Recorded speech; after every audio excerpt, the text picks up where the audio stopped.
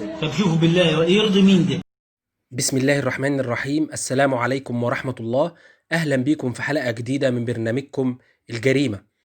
حلقتنا النهاردة تعتبر انفراد لقناة الجريمة، علشان هنقدم لكم مفاجأة مدوية في الواقعة اللي هزت قلوب كتير من الناس في الساعات اللي فاتت، والخاصة بطرد شاب الأم المشلولة من شقته وتصويرها وهي بتنزل زحف على السلم ويقول لها عبارات صعبة جدا. الحمد لله قدرنا نتواصل مع واحد من جيران الحاجة دي وابنها، واللي حكى لنا التفاصيل كاملة وصور فيديو للحاجة نفسها بتتكلم عن الواقعة دي. خليكم معانا علشان تشوفوا الفيديو كامل، وكمان فيديو الحاجة والتفاصيل بصوت جارهم اللي معانا. قبل ما ندخل في تفاصيل الحلقة بفكر حضراتكم بالاشتراك في القناة وتفعيل الجرس علشان يوصلكم كل جديد بإذن الله، وكمان الأهم ما ننساش نصلي على النبي صلى الله عليه وسلم وندعي ربنا إنه ينتقم من أي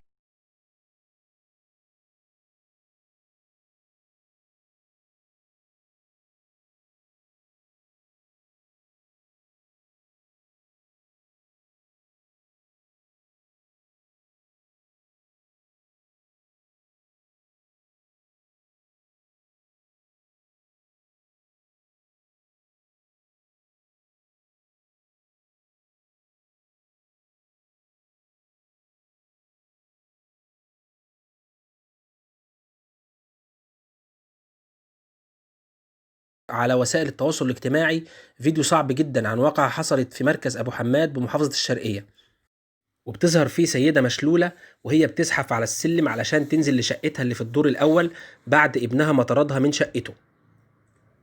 والشاب كانت معاه أخته اللي كانت بتصوره، وقال لأمه خدي سلالم البيت زحف عشان تنبسطي، ازحفي علشان تنضفي السلم بدل ما نجيب حد يمسحه، انت أم عاقة. أنا أسمع إن في ابن عاق، لكن أول مرة أشوف أم عاقة. بعدها الشاب واخته بدأوا وصلة من السخرية والضحك على الأم اللي كانت بتزحف على السلالم في الوقت ده وشكلها كانت بتعيط. دلوقتي هسيب حضراتكم تتفرجوا على الفيديو الصعب ده ونرجع نكمل التفاصيل اللي فيها مفاجأة كبيرة جدا عن الواقعة، ومعانا فيديو تاني للأم نفسها هتتكلم عن اللي حصل، وكمان تسجيل صوت لجارهم اللي هيكشف مفاجأة كبيرة جدا عن الواقعة دي. طب شوفوا بالله يرضي مين ده؟ طلع على ايه؟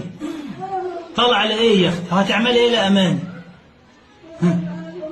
يلا ده انت كنت تقعد معاها. تقعد معاها كده. تقعد معاها فين؟ بيتك شديده وحلوه، هتقعد معاها تونسيها، هترجع هتجيب لها الجره ولا الداخليه، هتقعد تتصل بالتليفون، هتعملها اي مصلحه. وهي أماني هنا أساسا عشان تطلع لأماني؟ ده فطس ابن وسخة، ده 100 دي والله. والله 100. أماني مش هنا، راح أشوف خالها قالوا دي طالعة لي فوق زي البهلولة. طب انزلي يا أختي، يلا انزلي ازحفي يا حلو، أحسن ما نغسل السلم.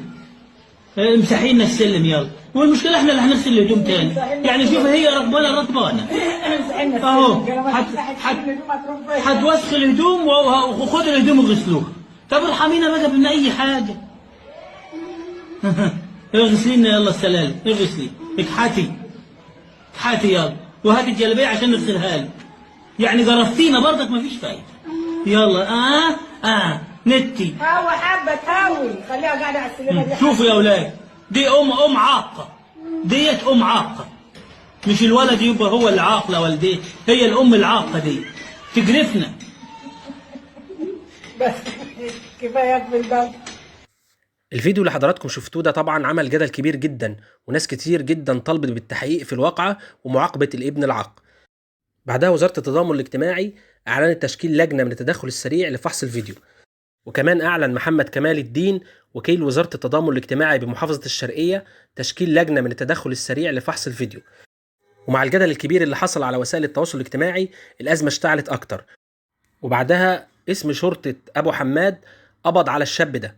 ولأن الموضوع صعب جدا ويهز قلب أي إنسان مهما كان دينه أو سلوكه، دورت على حد يكون قريب من البلد دي أو يعرف الشاب المتهم. الحمد لله وصلت لشاب جارهم اسمه الأستاذ أحمد السيد مصطفى. الشاب ده صور فيديو للحاجة اللي كانت ظاهرة في الفيديو، قالت فيه إن ابنها صورها على سبيل الهزار، وأكدت إن الفيديو ده كان من حوالي 8 شهور أو سنة، وإن أخت الشاب ده هي اللي نشرت الفيديو علشان تفضحه لأن في بينهم خلافات.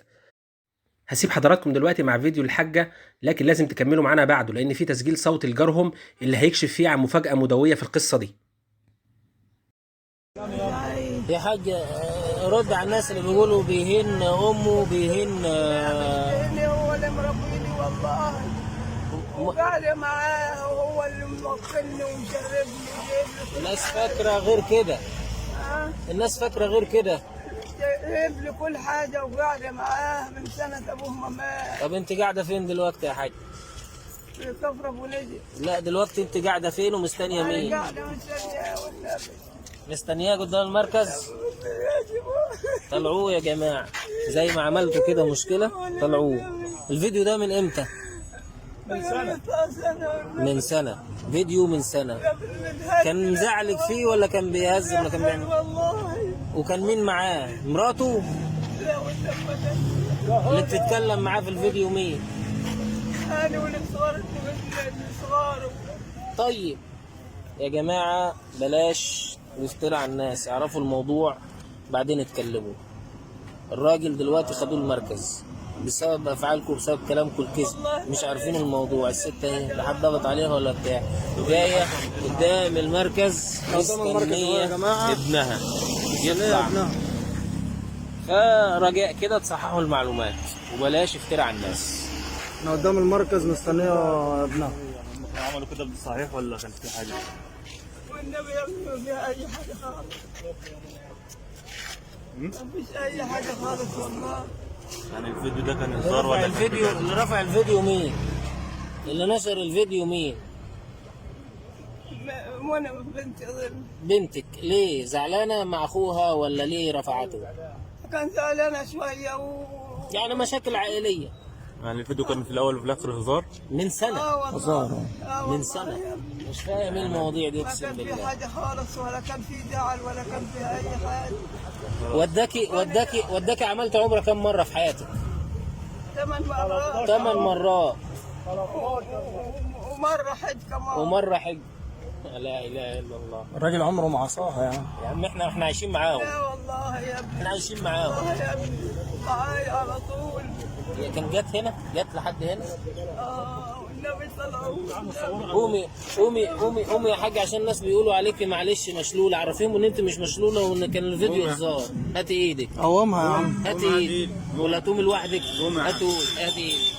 يلا قوم. معلش عشان ابنك لو بتحبيه قومي. معلش. ان شاء الله يطلع على خير. يا ريت نبطل ظلم وافتراء يا جماعه. الست بتمشي اهيت ولا مشلوله ولا الكلام الفاضي، وابنها عمره ما عصاها ولا كسر لها امر. امشي تعال امشي تعال عشان الناس تبان. واقفه قدام مركز ابو حماده اهوت مستنيه ابنها. هل لو ابنها ظالمها هتقف الوقفه دي وتعيط كده؟ حرام عليك. خلاص خلاص الصراحه تعال بس تعال في العربيه هيطلع. الاستاذ احمد اللي صور الفيديو اللي شفتوه دلوقتي كشف عن مفاجاه كبيره جدا، وهي ان اخت الشاب اللي مقبوض عليه هي اللي قصت جزء من فيديو طويل ونشرته علشان تفضح اخوها وتبهدله. وقال كمان ان الشاب المقبوض عليه طيب جدا وبر بامه، وانه ساب شغله في السعوديه اللي كان بيكسب منه كتير جدا علشان يرعاها في مصر. وقال هو في ابن هيبهدل امه وهو مطلعها عمره 13 مره وحججها مرتين. ووضح سبب الخلاف بين الشاب ده واخته انه على مقابر عندهم. دلوقتي هسيب حضراتكم لتسجيل صوتي لجار الحاجه وابنها بيوضح فيه كل التفاصيل، وده انفراد لقناه الجريمه مش هتلاقوه باذن الله في اي مكان تاني الا لو حد سرقه مننا. لكن قبل كده باكد عليكم تشيروا الفيديو ده علشان الحقيقه توصل للناس، خاصه الناس اللي شغاله تدعي على الشاب ده من ساعه الفيديو ما ظهر على وسائل التواصل الاجتماعي. يا فندم الراجل ده طول عمره محترم مع امه وشايلها والله العظيم. قعد من السعوديه وساب اكل عيش وساب كل حاجه وقعد علشان خاطر يقعد يعول بامه. في حد هيبقى عقل امه يطلعها عمره 13 مره ويحججها مرتين وعندها ذهب؟ يعني من الكلام ده من جوه البيت عندها جايب لها ذهب يعني يسد ميزانية دولة ما شاء الله، وعندها خير كتير وعندها كل حاجة حلوة، بجيب لها كل حاجة حلوة. وراجل محترم جدا وراجل أخلاقه عالية. البلد كلها لو نزلت هنا هتسمع من الناس، البلد كلها بتشهد باحترامه وأدبه. في خلافات بينهم عشان المقابر عندهم مقابر في مقابر مدافن المسلمين ومختلفين عشان المقابر دي، تمام، ومخاصمين بعض من فترة. فالفيديو دوت هو كان عامله لاخواته لان امهم كانت تعبانه من فتره، تمام، وما كانش بتمشي، فكان عامله فبقول لهم الفيديو طويل على فكره، بس هو مقصوص اللقطه اللي هي بقى ايه، اللقطه الانسانيه المعبره، ان هي الناس تقعد تقول ايه، شوف يا عيني بعد الام. فهو بيقول لاخواته شوفوا اهي امكم طالعه للدور الثالث ونازله زحف على السلم وبتمشي، وانتوا بتقولوا ده امكم مش بتمشي ومش بتعرف تمشي وكده وعايزه تروح للدكتور وكلام من ده، امكم وهي طالعه السلم الدور التالت. اخته بقى خدت الفيديو وراحت رفعوه عشان تفضحه بقى، انت فاهم ازاي. حلقتنا النهارده انتهت، لكن حلقاتنا اللي جايه ان شاء الله كتير طول ما بتدعمونا بالاشتراك في القناه وتفعيل الجرس. شكرا ليكم والسلام عليكم ورحمه الله وبركاته.